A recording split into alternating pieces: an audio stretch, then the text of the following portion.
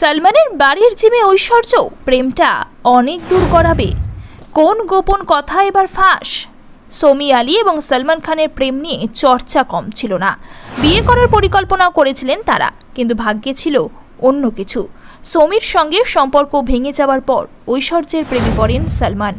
বিশ্ব সুন্দরী কিভাবে সলমানের মনে জায়গা করে নেন তা জানিয়েছিলেন সমি। সমি আলী বলেন, হাম দিল দে চুকে সনমের শুটিং চলছিল। আমি যখন সলমানকে ফোন করি কিন্তু তিনি ফোন ধরেননি, তখন আমি সঞ্জয় লীলা বানসালীকে ফোন করি এবং তিনি বলেন সলমান কথা বলতে পারবেন না, কারণ ও শটে আছে। তখনই পরিচালককে পাল্টা প্রশ্ন করেন সমি, ও যদি শটে থাকে আপনি সেখানে নেই কেন? আপনি কেন আমার ফোনটা তুললেন? অপ্রস্তুত হয়ে চুপ করে গিয়েছিলেন। পরবর্তীতে নাকি সলমানের জিমে আসা শুরু করেন ঐশ্বর্য।